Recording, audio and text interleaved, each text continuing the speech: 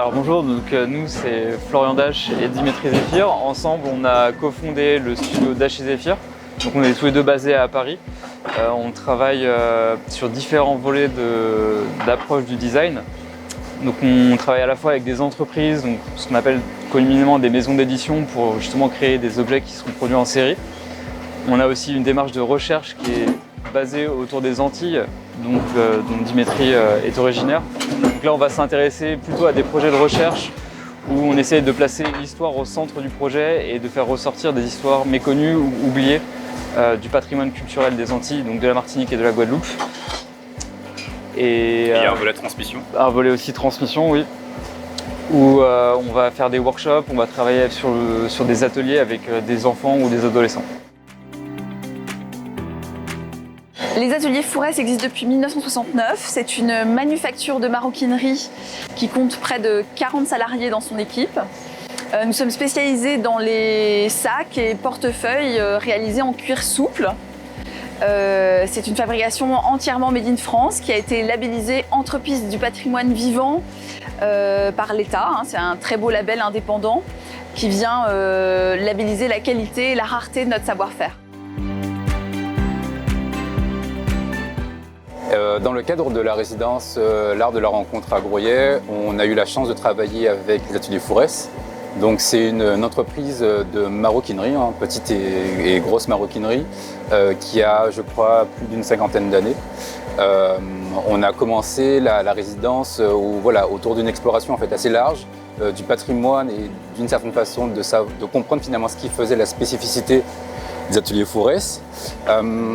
Je crois que la grande particularité de l'entreprise, contrairement aux autres entreprises, contrairement en fait, aux trois quarts des entreprises qui sont ici à Groyais, c'est que Fourès en fait, produit sous son propre nom.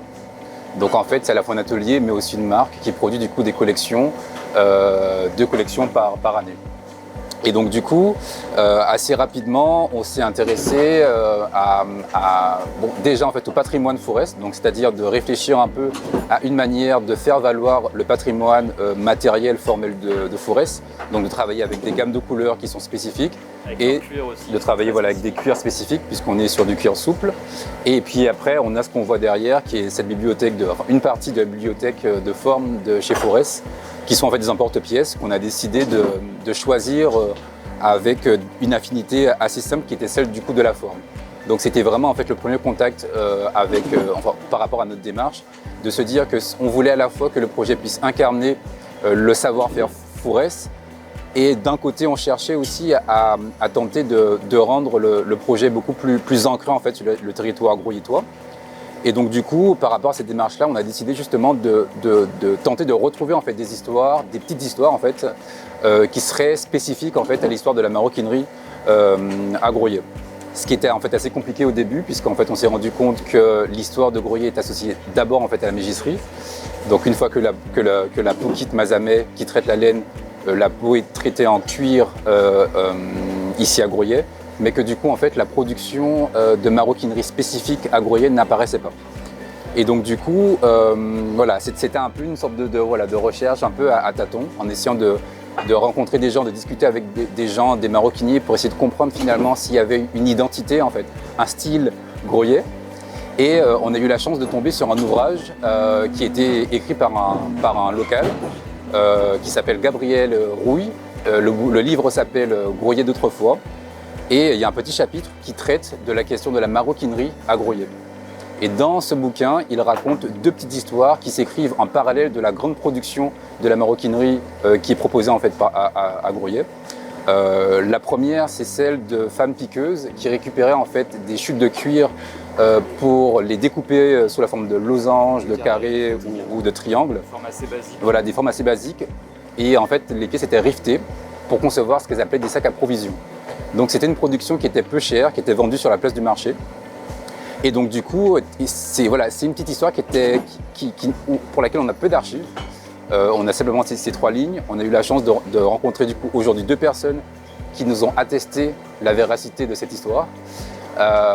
Et donc du coup, on a eu la volonté justement de croiser à la fois le patrimoine formel de Fourès et justement cette histoire, en essayant de voir s'il était possible de concevoir à nouveau ces fameux sacs à provisions à partir d'une bibliothèque de forme spécifique de Forest.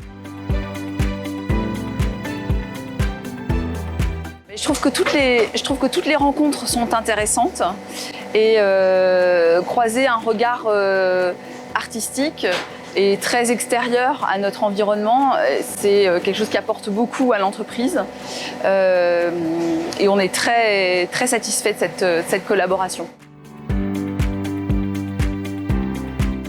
Alors pour nous, en fait, c'est la première fois où on est vraiment en résidence en entreprise. C'est-à-dire que d'habitude, quand on travaille avec des entreprises, on a une demande très précise sous forme d'un brief qui nous amène à produire quelque chose qui va être produit en plus ou moins grande production.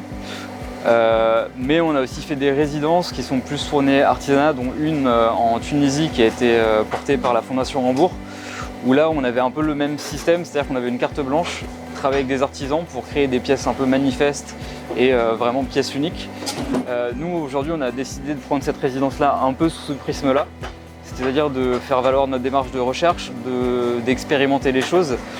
Et c'est vrai que c'est aussi un bon moyen dans un second temps de potentiellement de trouver un mode de collaboration plus standard avec les ateliers Forest, de potentiellement développer des pièces qui sont aujourd'hui au stade de prototype, de test, pour peut-être aller plus loin et enrichir leur collection derrière.